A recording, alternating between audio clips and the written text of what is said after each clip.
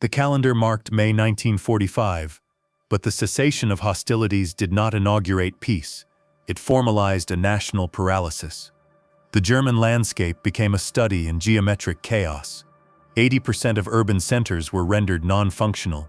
The infrastructure of existence, water, power, transit, had essentially atomized. This was the state of the outside, a zero-sum equation where survival was a daily, vicious negotiation with the rubble and the cold. We are conditioned by every cultural and historical narrative to believe that freedom is the ultimate reward, and captivity the deepest punishment. But what happens to the human psyche when that fundamental equation is suddenly and brutally reversed? For the approximately 500,000 German women who had served the collapsed Reich as auxiliaries, the telephone operators, the clerks, the nurses, the British and American detention camps became, against all logic and expectation, peculiar sanctuaries. They were warm, they were clean, crucially, they were full of food. Outside the wire, their homeland was a ruin, their families starving on grass soup, boiled roots and potato peels. The Allied forces, adhering to the 1929 Geneva Convention, offered them repatriation, the final glorious step back to freedom. Yet for many of these women, this offer was not a liberation, it was a sentence to a life of cold, hunger, and most paralyzing of all, the crushing, inescapable shame of a survivor who ate while her family starved. This is not a simple tale of a hero or a villain. This is the story of the psychological warfare waged by administrative kindness. The final choice was not between captivity and freedom, but between comfort and conscience. If you are interested in the dark calculus of survival and the ultimate paradox of human loyalty, subscribe to WWW2 Whispered Stories, because sometimes the greatest fear is not the enemy's cruelty, but the realization of your own unintended profound privilege. Now consider the inside of the wire with clinical detachment. The true measure of their new reality was not the barbed wire, but the consistent caloric intake. The women were fed according to a strict, regulated diet, typically around 2,000 calories a day. It was not the cuisine of a luxury hotel, but it was reliable. It was warm, it was clean. It was statistically and materially a life demonstrably superior to that of the average civilian surviving outside the camp perimeter. This created a profound yet silent moral inversion. The enemy, by simply adhering to international law, had unintentionally established a sanctuary, a controlled environment where the constant, gnawing fear of starvation was systematically removed. The women were prisoners of war, yet they were, in a chilling sense, the best fed and best sheltered segment of the German female population. The end of physical hunger marked the beginning of moral starvation. The body was healing, but the soul was beginning to rot with guilt. The true psychological battle was not waged in drills or interrogations. It was fought in the washroom, in front of the small cracked mirror provided by the humanitarian organizations. The woman staring back. Let us personify this collective experience as Lotte, a former Luftwaffe clerk from Munich, was not the gaunt, hollow-eyed ghost who had surrendered 5 months prior. Lotte's cheeks had filled out. Her hair had regained its luster. The dark circles of chronic exhaustion had faded. She looked, in the context of the Reich's ruins, scandalously healthy. This healthy reflection was not a source of pride. It was a mirror reflecting a deep, personal betrayal. Lotte's consciousness was forced to hold two contradictory truths simultaneously, a condition known to psychologists as cognitive dissonance. Truth A: the enemy, the Allied forces, are decadent barbarians who should torture us and strip us of dignity for the shame of our defeat. Truth B: the enemy fed us, they healed us, they treated us with clinical respect, saving us from the very starvation our own government had orchestrated. This dissonance transformed every meal into a symbol of shame. Every hot serving was a felt crime against the suffering of her family outside. The simplest objects became instruments of self-condemnation. The Hershey's chocolate bar distributed during a camp holiday was not a treat. It was a tangible, sweet piece of the enemy's crushing abundance, a piece that should have gone to her starving siblings. The act of eating it was an act of personal treason against the collective suffering of the German nation. The taste of the chocolate, she later recalled, was indistinguishable from the taste of ash. The women developed a complex emotional economy within the confines of the barracks. They hoarded the excess soap, the scraps of food, the extra rations, not out of greed, but out of a desperate, futile desire to send them home, a desperate, illogical attempt to buy back their conscience. But the rules forbade it. The shame was thus contained within the wire, festering and intensifying with every passing day of health. Lotta's internal monologue, recorded in fragments in a hidden diary, reflected the psychological weight. My mother, my brothers are eating potato peelings in the cold. They are losing their teeth, their hair, their minds to the cold and the hunger. I am here, under the enemy's thick wool blanket, sleeping soundly. They were warriors for the Reich, suffering for a lie. I am merely a survivor, thriving on the enemy's mercy. And my survival is a physical, undeniable proof of their misery, and my failure to suffer alongside them. The women began to categorize themselves based on their guilt. The ones who ate slowly, barely meeting eyes, were the most ashamed. They were the moral purists. The ones who ate quickly, fiercely, were trying to outrun their conscience, desperately replacing the emptiness of hunger with the emptiness of guilt. The ones who refused the chocolate were performing a futile ritual of loyalty, a symbolic attempt to starve the shame out of their bodies. This internal division, this competition for moral suffering, became the new unspoken hierarchy of the German female POWs. The physical wire was the boundary of the camp, the psychological wire was the boundary of their own conscience, and the latter was far more difficult to cross. The quiet rhythm of controlled captivity was violently broken in the late summer of 1946. The official announcement of repatriation arrived with the detached formality of a bureaucratic decree. The women auxiliaries were to be granted their freedom, the right to return to the civilian sector of Germany. This announcement, which the Allied command expected to be met with an outpouring of joy and national pride, was instead greeted by a profound, almost terrifying silence. It was the silence of a victim who has just realized the rescuer is leading them back to the fire. Freedom, the ultimate goal, had been redefined as a direct, existential threat. The women had endured their captivity by focusing on the single, distant promise of return. But the reality of that return, the return to Stunde Null, to the zero-sum economy, to the freezing, judgment-filled ruins, was now a far greater terror than the predictable routine of the camp. The terror was rational. They were no longer simply facing the unknown. They were facing the known horror of the outside world, armed with the crippling knowledge of their own privileged survival. For Lottie and hundreds of others, the news triggered an immediate, silent internal panic. The moral compass had been completely inverted. The rational, survival-driven choice was not to be free in their homeland, but to remain dependent on the enemy's system. The shame of being a prisoner was superseded by the terror of being a starving civilian. This panic quickly manifested as a collective, subtle effort to delay or sabotage the repatriation process. Women who had learned English meticulously now claimed to have forgotten it, complicating the bureaucratic screening.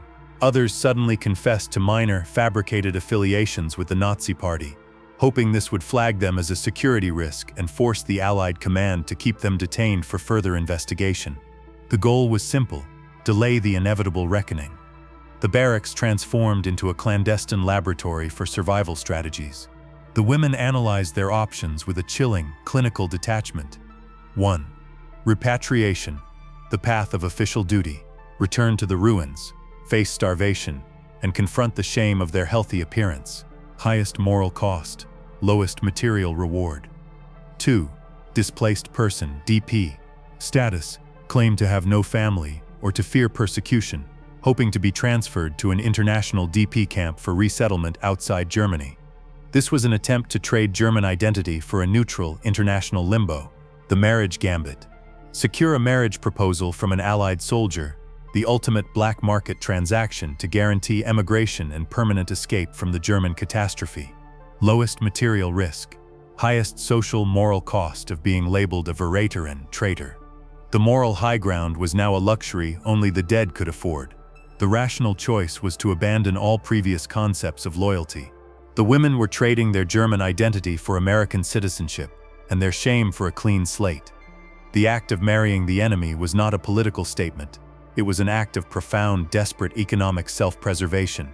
The ultimate fear was not the enemy's retribution. It was the judgment in the eyes of their own starving kind. The fear of repatriation was not a single, monolithic emotion. It was a complex compound, psychological mechanism, driven by three distinct interlocking factors: societal condemnation, economic reality, and the personal mirror of guilt. To understand the terror of freedom, one must dissect these mechanisms. Mechanism 1: societal condemnation and the Trümmerfrau's gaze. Outside the wire, the women who had cleared the rubble, the Trümmerfrauen, had carried the physical and moral burden of the nation's defeat. They had endured the cold, the hunger, and the backbreaking labor of rebuilding with raw hands. When the healthy, well-fed POWs returned, they were not seen as victims of war, but as profiteers of defeat. Their round faces, their sturdy forms, their clean if simple dresses were undeniable evidence of treason. The returning women knew they would face a judgment colder and more brutal than any military court, the silent, venomous condemnation of their own starving neighbors. The Trümmerfrauen had earned the right to their suffering, the POWs had not. Their survival was an affront to the collective German tragedy. This was a fear of social obliteration, of being marked permanently as an outsider within their own culture. The very act of returning became a public performance of their moral compromise. Mechanism 2: economic reality and the currency of scarcity. The women inside the camp had access to the Allied supply chain, soap, sugar, coffee, and the constant caloric intake. They were, in effect, consuming the gold standard of the new economy. To return meant re-entering the Reichsmark economy, a system where money was useless and the black market was ruthless. Lotte knew she could not sustain her own health, let alone save her mother, without the PX access provided by the enemy. She had learned to value a pack of American cigarettes more than a diploma, and a can of stew more than a family heirloom. The choice to leave was a choice to abandon a known stable food source for a chaotic terminal scarcity. The economic reality was a constant rational argument against patriotism. It reduced the concept of Heimat, homeland, to a simple calculation of caloric deficiency. The women, having been systematically starved by their own regime and rescued by the enemy's system, had their loyalty permanently recalibrated by the stomach. Mechanism 3: personal utterance. The mirror of guilt. This was the deepest, most debilitating layer of fear. It was the fear of the gaze of the family. Lot's mother was starving. Lot was healthy. The disparity was a physical, undeniable manifestation of her failure to suffer alongside them. She feared her mother's silent question, "Where did this health come from? And why did you not share it with us?" The guilt was so immense, so paralyzing, that the prospect of stepping off the train and meeting her mother's hollow eyes was more terrifying than the prospect of another year behind barbed wire. The wire, in a strange way, was a moral shield. As long as she was a prisoner, her survival was explained by the enemy's mandate. Once she was free, her survival became her own moral responsibility, a responsibility she felt she had failed to meet. The freedom to return home was, in essence, the freedom to be judged by the only people whose opinion truly mattered, their own kin. The camp had protected them from the consequences of their own survival. Repatriation was simply the removal of that protection. The terror of repatriation, compounded by the three mechanisms of fear, fueled the most desperate and morally complex action: the rush for marriage papers. The black market bride phenomenon, often romanticized as a post-war love story, was, for the women in the camps, the ultimate expression of this fear. Marriage to an Allied soldier was not primarily an act of love, it was a calculated act of economic self-preservation and a means of moral evasion. It was the only way to avoid the moral reckoning of repatriation by exiting the German catastrophe entirely. They were trading their German identity for American or British citizenship and their shame for a clean slate across an ocean. The process of securing a marriage was ruthless. Women competed fiercely for the attention of the Allied guards and officers, using their newly restored health and their language skills as bargaining chips. This competition introduced a new bitter layer of social stratification within the camps. Those who succeeded were envied and reviled in equal measure. They were the ones who had successfully completed the final, most painful transaction of the war: self for safety. For Lot, the marriage option remained a moral impossibility. She could not stomach the thought of trading a ring for her freedom, yet she watched her peers, women she had shared a bunk with, do it with a cold understanding. Their choice was not born of greed, it was born of rational desperation. The moral high ground, Lot realized with a chilling certainty, belonged only to the dead and the starving. For the living, morality was a luxury few could afford. Those who married out were seen by the returning Germans as the ultimate Verräterin, the ultimate traitor, but they were safe. Those who returned were morally pure, but condemned to a life of potential starvation. The war had ended, but the battlefield had simply moved into the realm of conscience. The women who chose the marriage gambit purchased freedom, but they bought a new, subtle form of captivity. They faced a lifetime of cultural alienation, the suspicion of their new communities, and the constant, unspoken knowledge that their marriage was founded not on romance, but on a can of peaches and a desperate need for a visa. Their act of survival was a permanent cultural exile. For the vast majority, however, the bureaucratic machine of repatriation proved unstoppable. The Allied command was determined to close the camps and reduce their administrative burden. The women who could not secure DP status or a marriage visa were eventually processed and placed on trains heading east, back toward the ruins. The departure was not a celebration of freedom, but a silent communal funeral for their temporary prosperity. They left the camps with clean clothes, healthy bodies, and a small packet of Allied rations, the final humiliating proof of their survival. The moment Lotte stepped off the train in Munich, the air hit her with the brutal reality of the outside, the smell of ash, the cold and the pervasive metallic scent of hunger. She saw the Trümmerfrauen, her former peers, their faces etched with exhaustion and resentment. They saw her, round-faced, healthy, wearing a clean dress. The condemnation was instant, not with words, but with the cold, unblinking hostility of their gaze.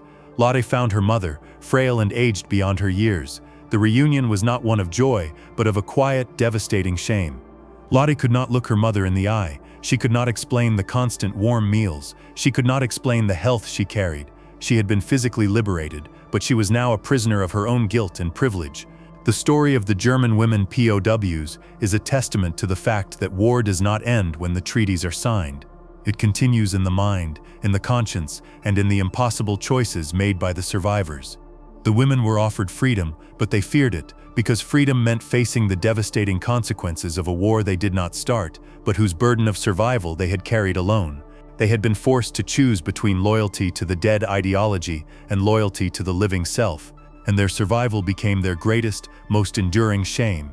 The ultimate paradox remains. The German women found a temporary material safety in the system of the enemy and an enduring moral terror in the ruins of their own homeland. The fear of returning home was the final devastating proof that the German state had failed its citizens, not just in war, but in the peace that followed. The final choice was not between captivity and freedom, but between comfort and conscience. The women chose survival, and their survival became their life sentence. If this deep dive into the calculus of guilt and the paradox of freedom challenged your view of post-war history, subscribe to WW2 Whispered Stories. We uncover the impossible choices that define the human experience in conflict. Thank you for watching.